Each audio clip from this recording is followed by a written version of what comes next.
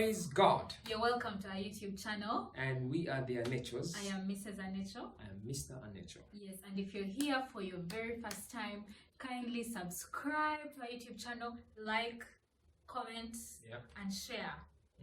Yes, your support means a lot to us. Yeah. So you're welcome. And if you're watching and you've never subscribed, guys, come on. Hit that red button. Come on. Subscribe. Yes, otherwise, I hope you guys are doing well. How are you, babe? I'm very fine. I'm doing great. I'm wonderful. I'm enjoying this week by week. It just keeps getting better. Yeah, me too.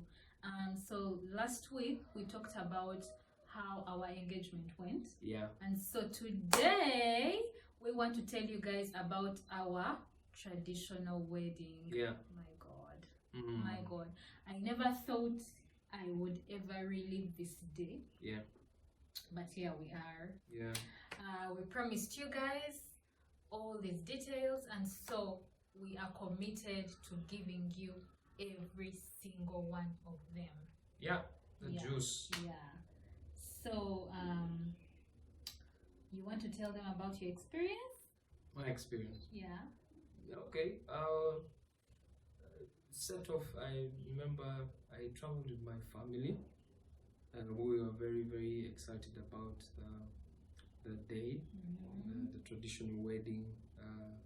My mom came from the village and joined us here with my sisters, and then we made our way, set off a day before the traditional wedding. You guys were too excited. Yeah. You guys, my husband just loves. But also, yeah, I do love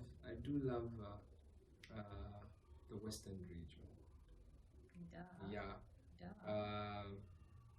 I love it. I must say, I just love it. And I'm blessed that God gave me a wonderful, beautiful woman from the land of milk and honey. Anyway, we set off a day before the event so that we can reach there in time and rest and make sure that the day of the wedding we are not stressed or fatigued or you're fresh. Yeah. You know. So, and given that Mbara was quite a distance, you don't want to leave early morning, you're in a panic, you're in a rush. Anything can happen. Yes. Yeah. So, like, actually, our advice to someone who's holding an event that is outside. Yeah, that's Kampala. outside your region and you have to travel long distances. Better travel a day before so that you're well rested and you can rejuvenate so that you can enjoy your day. But also anything can happen and you do not want anything to happen on your big day. So it is much safer to travel a day before. Yeah. Yeah. You guys traveled a day before me. I traveled a week before that day. Yeah. So I missed you that 1 week. Did you have a choice? Yeah, You didn't have a choice. You had to miss you. me. Yeah. Anyway, guys, I traveled a week before our traditional marriage or wedding. So I went to our village. When I got there, of course, first of all, I must say that I was not excited about this function. I honestly wasn't. I wanted it to be very small and intimate inside the house. And initially, that's what we had agreed on with my mom. Yeah. And from way back, that had always been my mind. So when the pandemic came in, I was like, thank you, Jesus. I think this is an opportunity to make my dreams come true. Yes. And even make it smaller. Yeah. The smaller, the merrier for me. That's what I wanted. So that's what we had agreed with my mom. And then, as the days drew closer, my mom kept changing plans. I don't know if you guys have experienced this before, ladies and gentlemen. Please let us know what your experience was, especially for this traditional function. I feel like this is when parents want to show off that their daughter or son is getting married, True. blah blah blah. Very true. So at first I was really mad about it. I even remember telling you I was just not amused with the way things were turning out to be, because that was never a script. But anyway, after that I made peace with it. I remember my husband told me, by the way, you better be okay with these things, because you need to understand that this is not your function, it is your mother's function. So I made peace with it, and I let my mom be. You know, she would call me every other minute. Every minute she would call me and she would tell me, so I've invited so and so. So and so is coming. Your auntie from wherever is coming. I didn't even know these people, guys. I didn't know them. I just wanted something small with the people I knew. But anyway, I let it slide. So fast forward, I travel home. When I went there, again, my mom said to change plans. You know, she was. I found a lot of food at home. I asked her, "What's all this food for?" She's like, "No, people have to eat. What? I didn't know that she had invited many people. She had even, you know, during the lockdown, government limited the number of people attending functions. So I think that time the limit was at. That's 100. Were we at 100 yet? We're not yet at 100. We're like at 50. 50. So, yeah, we're like at 50. But my mom had got a letter authorizing her To do To- 100. Yeah. she found her way. So yeah. Anyway, I was like, you know what? I'm not going to stress myself over this function. I am going to do whatever they tell me to do. So literally, my parents were running the show. She even told me what I should wear.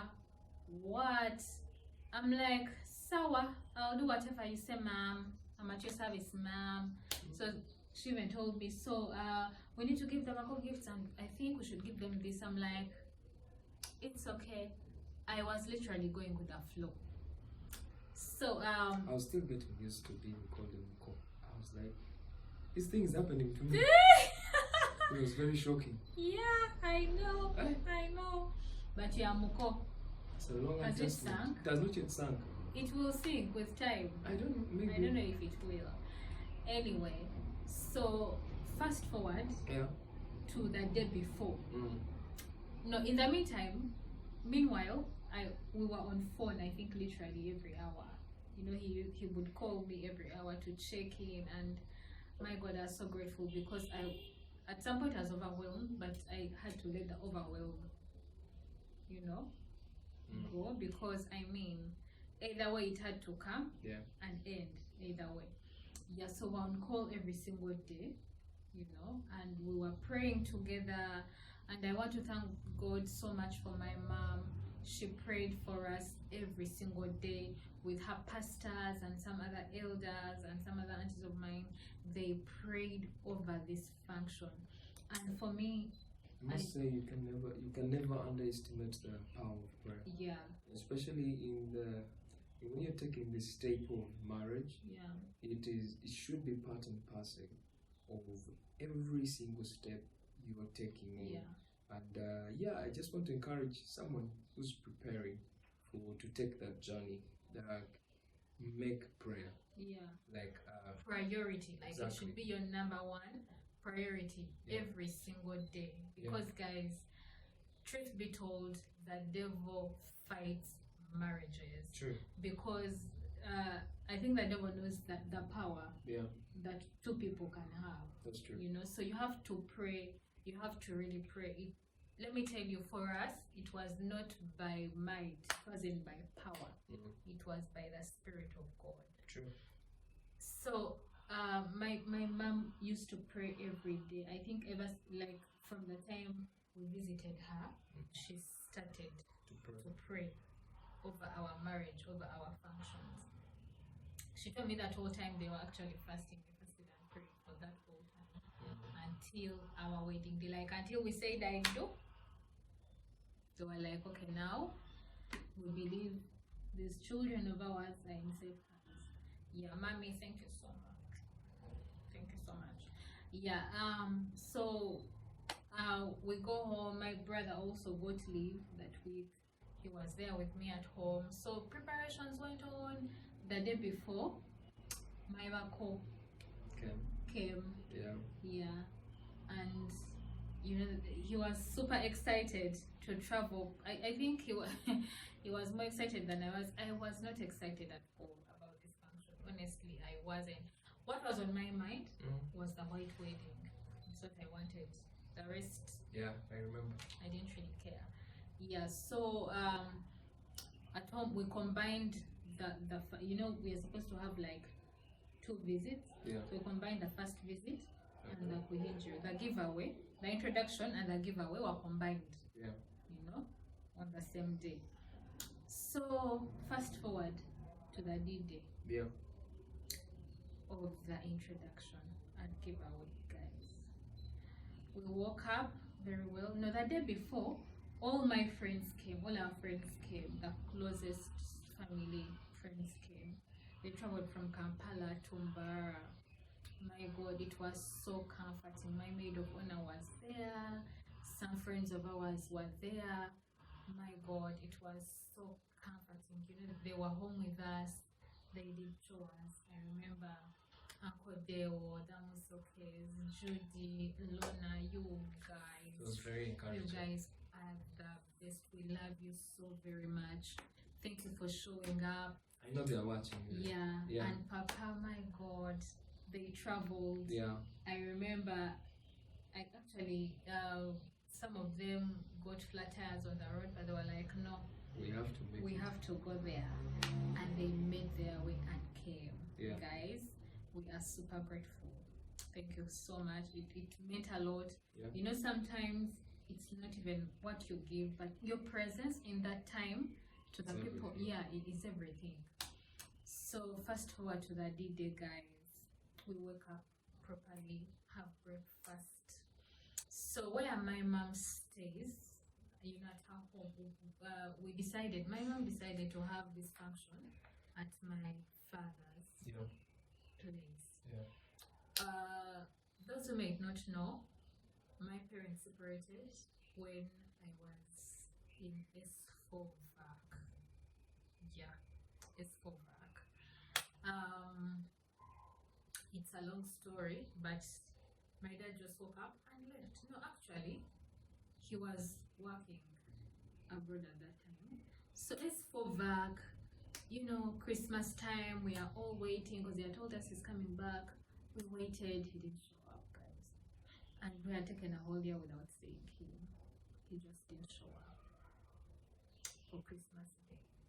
From that day, we've never ever seen him again at home. So, of course, my mom for the longest time tried to keep it from us, but we later found out things happened. Yeah, but for me that wasn't the problem. People get their issues in their marriages and they can deal with it whichever way they choose to. What was disheartening is the fact that this whole thing came down to us the kids, and we were young, we didn't even know how to handle it, but I thought I was over it until that day, of the intro.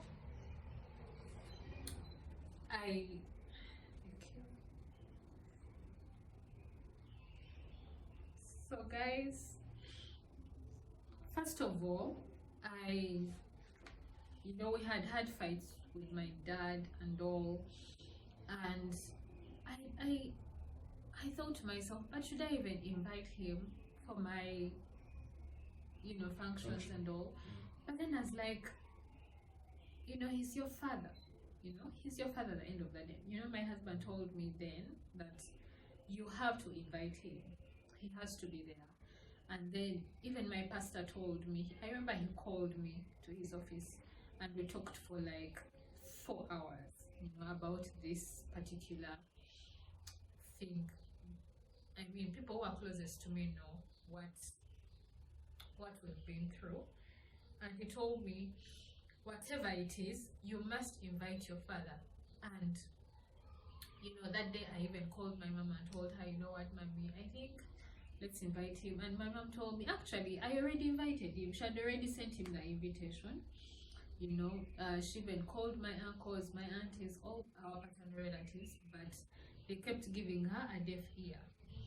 And so I remember that week to the introduction, that traditional marriage, my dad called me and he was fuming and he was quarreling and he's like, he said so many things really. And I told him, all I want you to do is show up, just show up. And but that's if you want. If you don't want it, it's also fine. I remember he called me and I was actually with you. You remember that entire conversation? Yes. And I got off the phone and I'm like, but this man, like, even such a simple thing, you cannot do it. And guys, I'm like the firstborn, the first daughter actually, and I think the first one to get married officially in our family. So I thought that actually meant a lot to them, actually my entire paternal side, guys. So we invited them, they refused.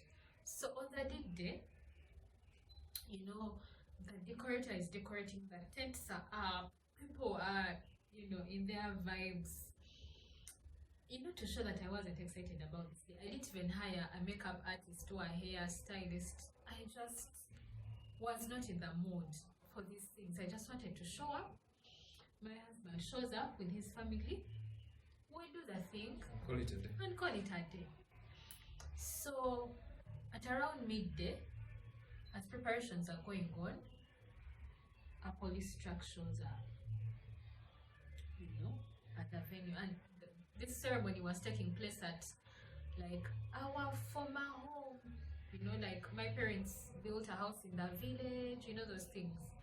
So my mom decided, let's take the function there so that they don't say we didn't invite them or we are hiding or something. So we took it there. Everyone knew it. Plus we had sent invitations to my grandfather, his sons and daughters, everybody, they all knew. They just decided they don't want to show up, they don't want anything to do with it. So we are there, and then a police truck shows up, guys, and then they are like, who told you what's going on here? Who told you to have a function here? What? It was chaos. Those guys wanted to fire bullets, you guys. They started to threaten people who were at the function. People already cooking. How Nicolo's big. Some people got scared, they ran away. These guys came, poured food, did what, took down the tents, took down the decor. And you guys, I was in the room watching everything from the window, and I'm like, oh my goodness, what's going on here? I was so heartbroken. I'm like, my God, what's happening? And then my sister, my young sister, we are three, me, my brother, and my young sister.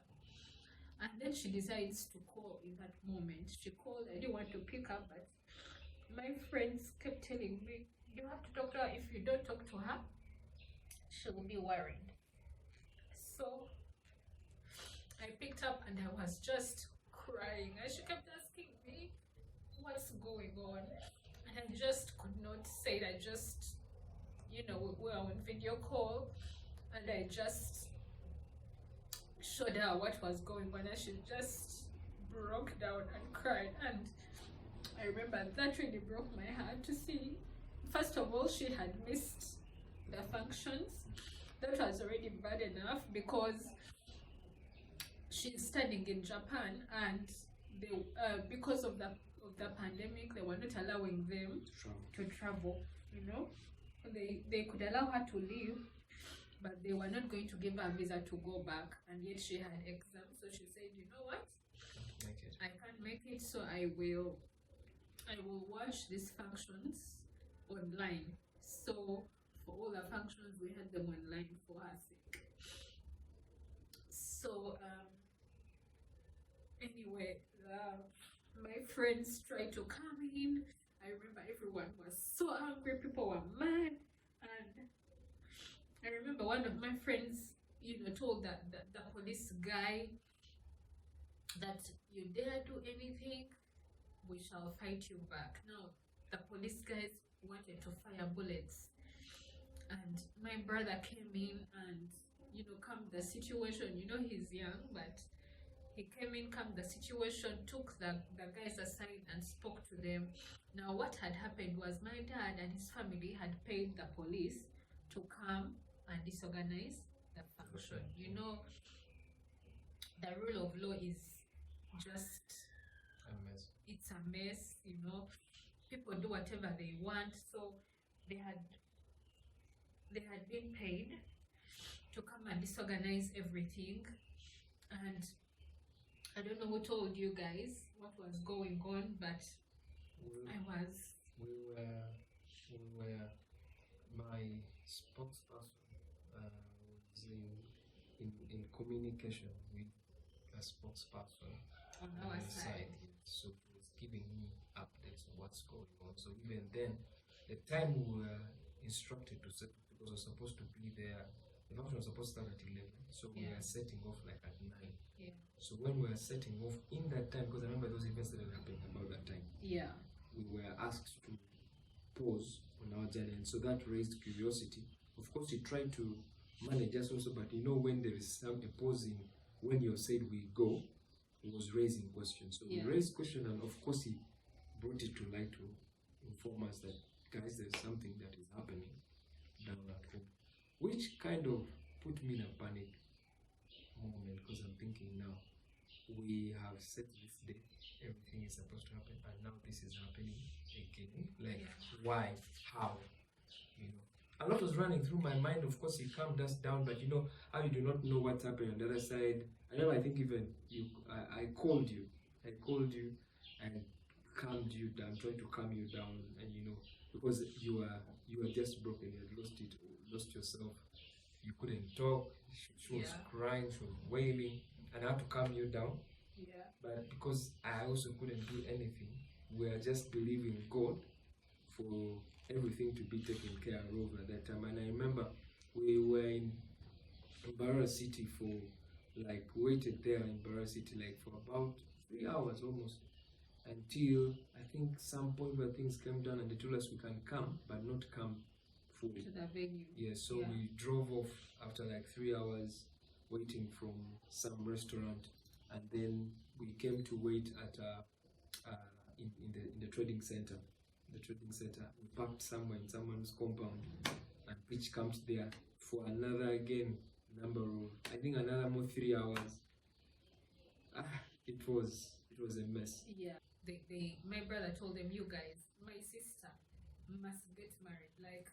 And I remember him telling the police guy that if this was your daughter, what would you do? And they gave us, because these guys had given them a lot of money, we didn't even know how much. The guy gave us, I think, 3 hours to Have everything. have everything done. And it was really heartbreaking, and terrifying. I never ever wanted to live this moment again, but I want to encourage anyone there, if you come from a broken home, a dysfunctional home, that there is hope. I remember one of the things that actually delayed me to get married was because I had this negative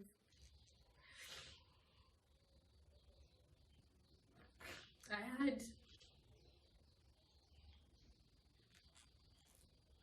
had a negative perception about marriage. I felt like marriage was not for me, because of the things I had witnessed at home. We grew up and everything was fine, and we had these loving parents and everything was okay. And we went to nice schools, and then just one day things took another turn, But I want to encourage someone out there that your past should not determine your future. You have a choice to make. You can make a decision. You can make a choice to have a wonderful marriage, have a wonderful life, have a wonderful partner, and love your kids and build your home on the principles and the word of God. True. Like, it's very, very possible for me. It took God, it really had to take God to heal me. I had to first go through healing, and yeah, like, it's possible, guys. It's very, very possible. So don't let what happened to you in your childhood, don't let those traumas hold you back, because you can do this. You can have a wonderful life if you decide to. You just have to pray about it and let God heal you, let God transform you. It's the only way you can break all these things off you. So anyway, we bought time and we had a function. Yeah. You know, it was I kind of expected it. I kind of expected the drama, but not to that level. At the end of the day, God was glorified. Yeah. Yes, God was glorified. He saw the day come to fulfillment. Yeah. That's the most important thing. Yeah. Yeah. So guys, anyway, we thank God that we had a successful traditional wedding. At the end of that day, God was glorified. You know, I was given away officially, which was the goal. You know, don't just leave your parents' home anyhow. You know, you have to live the right way. So I was given away honorably. My husband picked me honorably. Yeah, it went well in the 3 hours we were given, and yeah, here we are. And I remember when it got done, I was like, "Ooh, thank you, Jesus! This is done. It is finished." I didn't even sleep home that night. We just we left. Oh, place where we were. Yeah, where to the hotel where they were staying. They took me. They were like, "We're not leaving our wife behind. We cannot leave her in this chaos." I remember my husband went to my mom and said, "Mommy, I am going with my wife. You've given her to me. I am not leaving her behind." And my mom was like, "Please take her, take her." Yeah. My mom packed my suitcases and we left. Yeah. Yeah. So, but we thank God for His protection. We thank God no lives were lost, no one was hurt. We also thank all our friends and our parents who were there that day. It really meant a lot. Thank you for standing with us. Yeah. Yeah, that was it. God was on our side, and He saw us to. He made sure that He sees us through to the function, and that was another mountain, another battle. One. Yeah. Yeah, and yeah, we really thank God. It is one thing I learned for me from that whole journey and experience, that the journey to marriage is not simple. If you have it on a silver plate, you need to, I don't know. Bless God. Yes, you need to bless God. You need to bless God. But the journey is never smooth. But for us, we waged a good warfare, good fight, a fight of faith, until God saw it to fulfillment on the 2nd of October. Yeah. And it was amazing. Yeah. It was really amazing. Yeah. Yeah. And yeah, thank you guys. We thought we should share with you the journey, the experience, and about next week, it's going to be the conversation of our wedding. It was a beautiful wedding, very beautiful wedding one. Yeah. Yeah. Bye, guys. Thank you for watching. See you. We love you. God bless you.